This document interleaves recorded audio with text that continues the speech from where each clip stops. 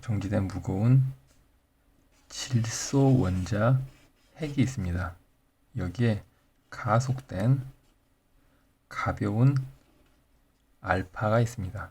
알파는 헬륨의 원자 핵입니다. 이 가속된 알파 입자가 질소의 원자 핵에 충돌하게 되면 이 알파 입자는 이 원자핵 내부에서 반응을 해서 이 질소핵은 산소 원자핵으로 바뀌고 이 차이에 해당하는 양성자가 밖으로 튀어나오게 됩니다. 이렇게 원자핵이 다른 핵으로 변하는 과정, 이런 걸 핵 반응이라고 합니다. 보통 이렇게 가속되는 입자는 가벼운 입자이고 충돌하는 원자핵은 상대적으로 무거운 원자핵입니다. 가속되는 입자를 입사입자라고 부르고 이 충돌하는 이 무거운 원자핵을 표적핵 또는 관역핵이라고 부릅니다. 충돌로 인해서 생성되는 이 새로운 원자핵을 생성핵 혹은 잔류핵이라고 하고, 이때 만들어지는 이 입자를 방출입자라고 합니다.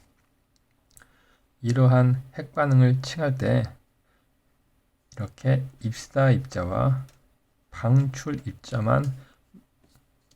방출입자를 불러서 이런 반응, 이렇게 알파가 들어가서 양성자가 나오는 경우는 알파 양성자 반응이라고 합니다. 이 모든 과정을 표시를 할 때는 이런 식으로 표시를 합니다. 입사입자, 그리고 표적핵, 그리고 생성핵, 이건 방출입자. 이걸 이런 식으로 표현하기도 합니다. 관역핵, 생성핵, 그리고 여기가 입사입자, 이게 방출입자. 이 두 가지는 완전히 똑같은 표현이기 때문에 어떤 식으로 표현을 하더라도 이게 어떤 게 가속입자고 어떤 게 입사입자고 어떤 게 방출입자인지, 그리고 어떤 것이 표적핵이고 어떤 게 생성핵인지 구별을 할 줄 알아야 됩니다. 이 예를 정확히 그린 게 이 부분입니다. 질소에 알파가 들어오니까 이게 산소와 양성자로 바뀐 겁니다. 어떻게 변환하는지는 이 양성자와 중성자의 개수를 파악해보면 정확히 알 수 있습니다. 먼저 질소는 수헬립의 붕탄질, 원자번호 7번입니다. 원자번호 7번이기 때문에 양성자가 7개를 가지고 있고,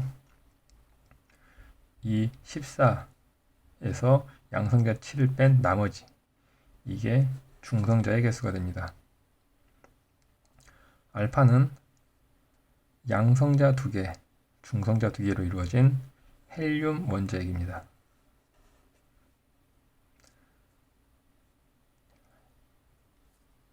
생성된 후에 만들어진 이 생성핵 산소는 수헬립의 붕탄질 산, 원자번호 8번. 그러니 프로톤 양성자는 8개가 있는 핵종이고, 이 17에서 8을 뺀 나머지 9가 중성자의 개수가 됩니다. 그러면 전체적인 양성자 수가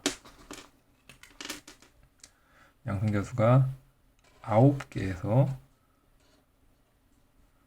8개, 그리고 1개, 이렇게 전체 양성자 수는 동일하고 중성자 수도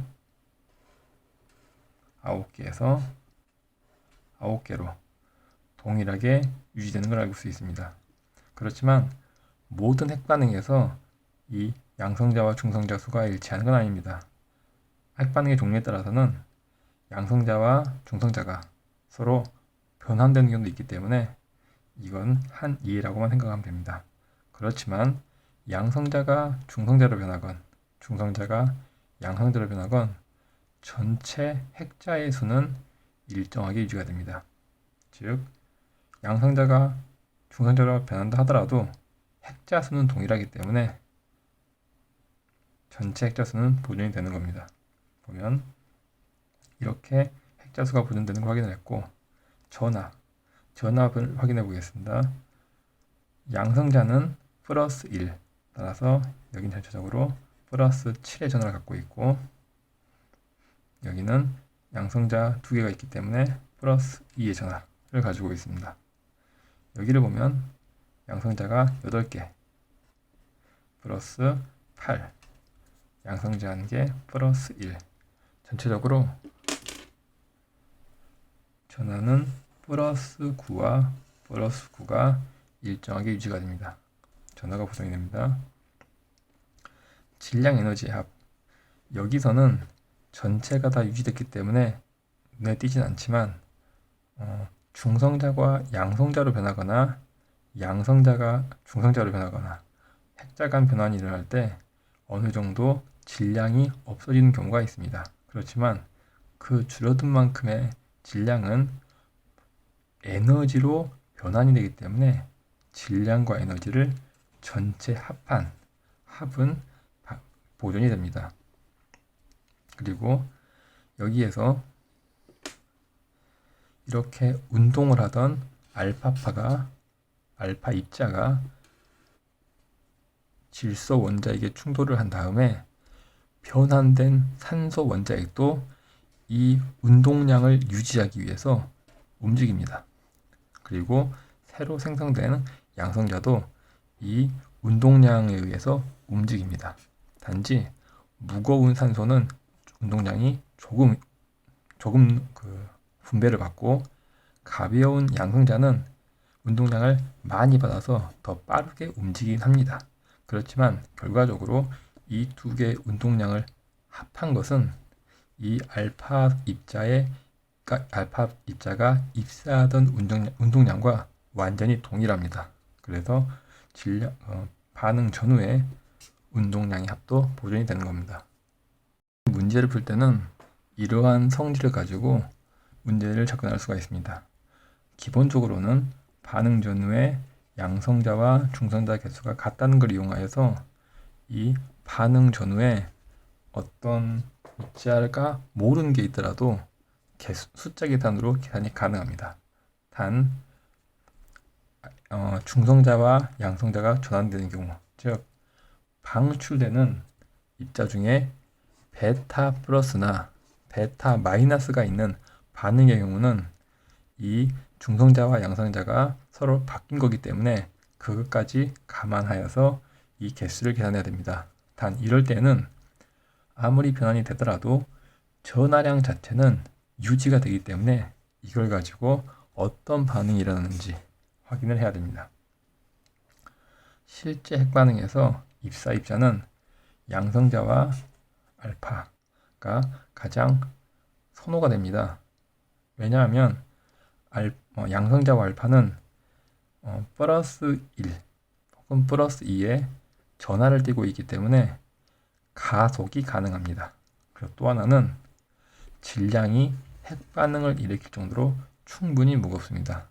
이 때문에 전기적 힘을 이용한 인공적인 핵반응을 일으킬 때는 양성자와 이 알파가 선호가 됩니다. 최근 연구에서는 더 무거운 입자, 중하전 입자라고 부르는 탄소 같은 물질도 하긴 하지만 흔한 경우는 아닙니다. 그리고 또 하나 핵반응을 일으키는 선호되는 입자가 중성자입니다. 중성자는 전하가 없기 때문에 가속이 불가능하지만 그 원자로에서 발생되는 중성자를 이용하면은 핵반응이 자유롭게 일어납니다. 중성자의 특성은 전하가 없기 때문에 인공적인 가속은 되지 않지만 대신 원자 핵의 쿨록력에 영향을 받지 않기 때문에 원자에게 굉장히 가까이 접근할 수가 있습니다. 원자 핵이 있고 주변에 전자가 있는 구조에서 이런 전하를 띤 물질은 입사하다가 이 전자와 반응해서 이 운동 방향이 틀어지는데 중성자는 전하가 없기 때문에 이 핵까지 지나가는데 아무런 방해를 받지 않습니다.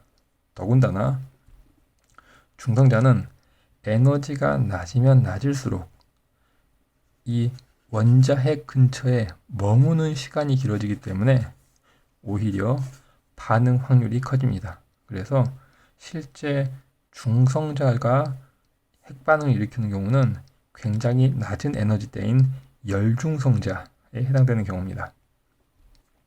전자 같은 경우에 가속을 쉽게 시킬 수는 있지만 너무 질량이 낮아서 핵반응을 일으키는 건 굉장히 힘듭니다. 그래서 전자는 흔히 사용되진 않습니다. 핵반응 단면적은 입자가 어떤 물질과 충돌하여 핵반응을 일으킬 때 얼만큼 핵반응이 많이 일어난지를 표현한 상수가 핵반응 단면적입니다. 따라서 핵반응 단면적은 이 물질의 종류, 그리고 입사된 방사선의 종류, 방사선의 에너지에 따라 달라지기 때문에 이 물질의 고유 성질이 됩니다. 이 핵반응 단면적은 어떻게 구한 거냐면은 먼저 핵반응이 일어나는 횟수가 어떤 거에 비례한지 확인한 겁니다. 먼저 여기에서 핵반응이 일어나려면 적어도 입사하는 방사선의 개수, 즉 밀도가 더 클수록 비례할 거라는 걸 알 수 있습니다. 핵반응 단면적이 핵반응이 일어나는 횟수는 밀도, 단위 면적당, 단위 시간당 입사하는 방사선의 개수가 증가할수록 비례할 것이다. 또 하나는 이 표적의 단위 부피당 원자수, 즉 원자 밀도가 크면 클수록 비례할 것도 알 수 있습니다. 이 단위 부피당 원자수 이거에 비례합니다. 또 하나는 이 타겟을 통과해서 지나가는 방사선은 이 타겟 물질이 두꺼우면 두꺼울수록 핵반응이 일어날 가능성이 커집니다. 관역 물질의 두께에 비례하게 됩니다. 자, 이게 비례할 경우 핵반응은 단위 면적당, 단위 초당 일어나는 방사선의 개수가 됩니다. 자, 이 양변이 서로 비례한 건 확인할 수가 있고, 이걸 니콜, 같다라고 표현하기 위해서 이 관계 상수를 임의로 정했습니다. 그리고 이 상수의 단위를 정하기 위해서 양변의 단위를 맞춰보면 미터 제곱 세크, 미터 제곱 퍼 세크, 그리고 분모가 미터 3승이니까 위쪽도 약분을 하려면 미터 3승이 필요하기 때문에 이 상수는 단위가 미터 제곱이 올 수밖에 없습니다. 이는 이 양변의 단위를 통일하기 위해서입니다. 자, 이것 때문에 비례상수는 미터 제곱의 단위를 갖게 됩니다. 이런 단위 때문에 이 호칭이 핵반응 단면적이라고 불려지는 것이고, 이런 핵반응 단면적이라는 용어 때문에 이 핵반응 단면적의 용어 정의에 혼란이 오는 경우가 있습니다. 그렇지만 이 핵반응 단면적은 명확하게 핵반응이 일어날 확률이다 라는 걸 알고 있으면은 명확하게 이걸 잡고 넘어가야 됩니다. 절대로 단위가 미터 제곱이라고 해서 실제 면적과 관계 있는 건 아닙니다. 단지 양쪽 변에 단위를 맞추기 위해서 단위가 미터 제곱이 사용되는 겁니다.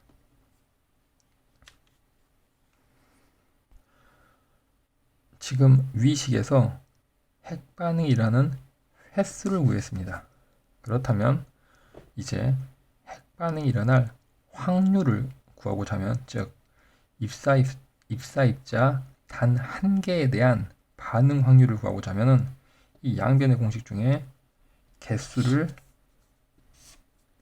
나눠서 빼버리면 됩니다. 그러면은 단 한 개의 이 입자에 대한 반응 확률이 나오게 됩니다. 이렇게 만들어진 공식이 이겁니다. 핵반응이 일어날 확률은 이 전체 개수에서 이 개수를 뺐기 때문에 결국은 핵반응이 일어날 확률인 핵반응 단면적, 그리고 타겟 물질의 밀도, 그리고 타겟 물질의 두께만 남게 됩니다.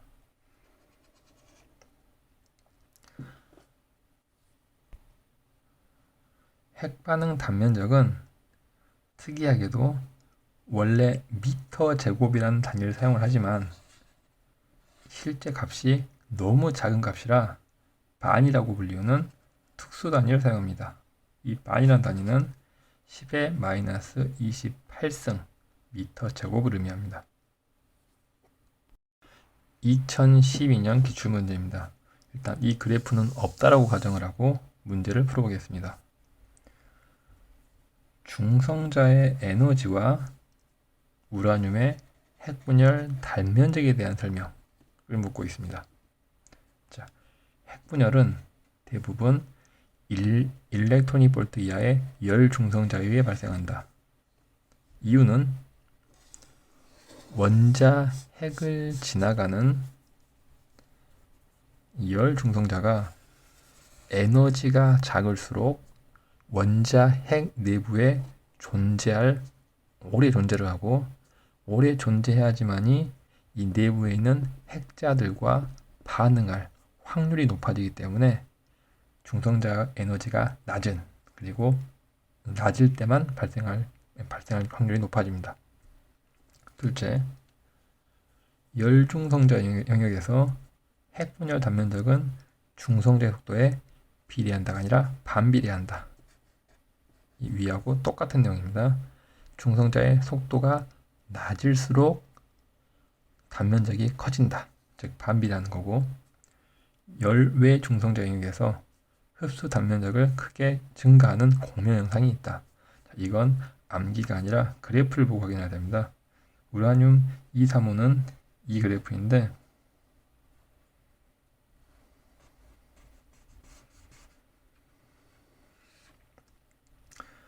이쪽 부분이 열중성자, 에너지가 낮은 열중성자, 그리고 열중성자를 벗어난 이 열외 중성자 영역에서 이 부분,